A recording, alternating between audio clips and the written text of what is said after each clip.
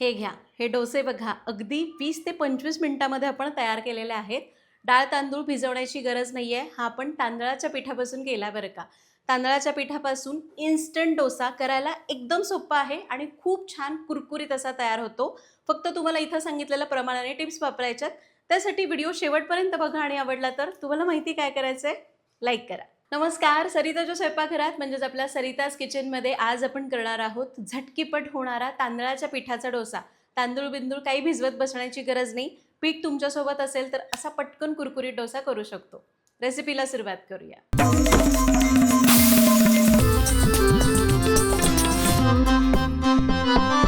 सगळ्यात पहिल्यांदा यासाठी लागणारं साहित्य बघूया. तर आपल्याला लागेल 1 कप तांदळाचं पीठ, त्याच कपाने अर्धा कप बारीक रवा, अर्धा कप दही, 1 चमचा साखर, चवीपुरतं मीठ आणि अर्धा चमचा खाण्याचा सोडा.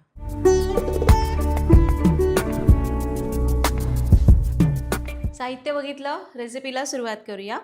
तर मिक्सरचं भांडं घेतलं आहे, त्यामध्ये आपण घालूया बारीक रवा, साखर, मीठ पण मी यामध्येच घालते आहे. आता याला कोरडंच थोडंसं फिरवून घेऊया. सगळं आपण मिक्सरला फिरवलं.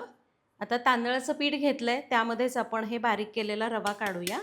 हे सगळं आधी चांगलं मिक्स करून घ्यायचं आहे आणि यामध्ये घालूया दही. दही मी अर्धी वाटी घेतलं आहे. तुम्हाला दह्याचं प्रमाण थोडं कमी करायचं असेल तरी चालेल.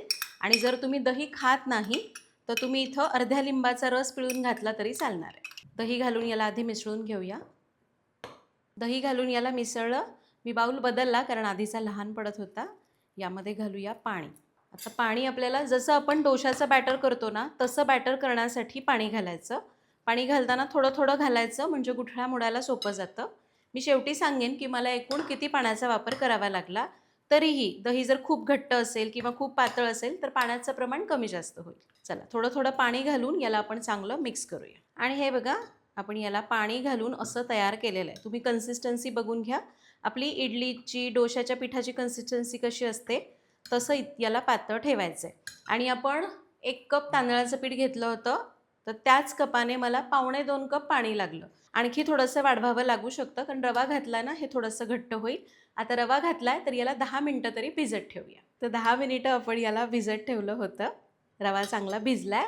आता यामध्ये घालूया खाण्याचा सोडा अर्धा चमचा, किंवा तुम्ही इनोचं 1 पॅकेट घालू शकता, पण मला इनोपेक्षा खाण्याचा सोडा जरा बरा वाटतो. याला आपण चांगलं मिक्स करून घ्यायचं आहे. सोडा सगळीकडे एकजीव व्हायला पाहिजे, त्यामुळे एक चांगलं मिनिटभरासाठी याला फेटून घेऊ. मिनिटभर याला फेटून घेतलं आणि आपलं हे मिश्रण आता डोसे करण्यासाठी तयार आहे. डोसे करून घेऊ. तर आता डोसा करण्यासाठी डोसा तवा गरम करायला ठेवला आहे. नॉनस्टिक असेल तर तुम्ही डायरेक्ट तवा गरम करून डोसा घालायला घेऊ शकता. पण भिडाचा तवा असेल तर काय करायचं, तवा अजून गॅसवर चढवला नाही म्हणजे गॅस चालू करण्याच्या आधी तव्याला तेल लावून घ्यायचं. ते तेल असं ब्रशनी किंवा टिश्यू पेपरने चांगलं पुसून लावायचं आणि मग गॅस चालू करायचा, म्हणजे पहिला डोसासुद्धा अगदी व्यवस्थित येतो. आता तेल लावून मी तवा तापवला. तवा मध्यम गरम पाहिजे, खूप कमी गरम नको, जास्त गरम नको. तवा व्यवस्थित तापला. गॅस कमी ठेवायचा आणि डोसा पसरवून घ्यायचा.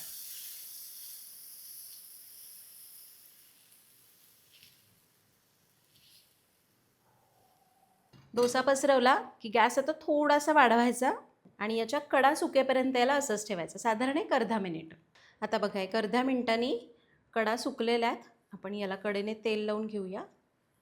ओलं असताना तेल लावायचं नाही, नाहीतर मग डोसा नीट भाजला जाणार नाही. तेल लावून घेतलं.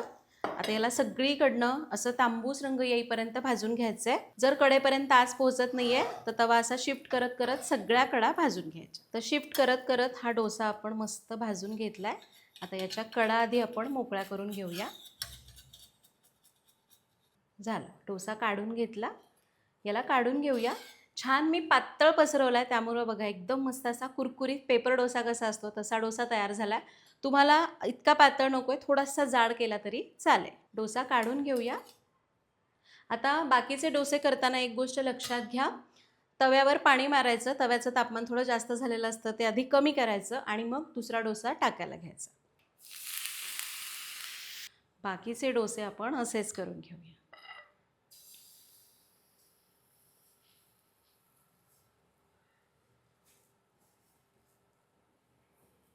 तर आपले 2 डोसे करून घेतलेत. बाकीचे डोसे मी असेच करून घेते. आता मी चटणी वगैरे दाखवणार नाही. चटणीचे खूप वेगवेगळे प्रकार दाखवलेले आहेत.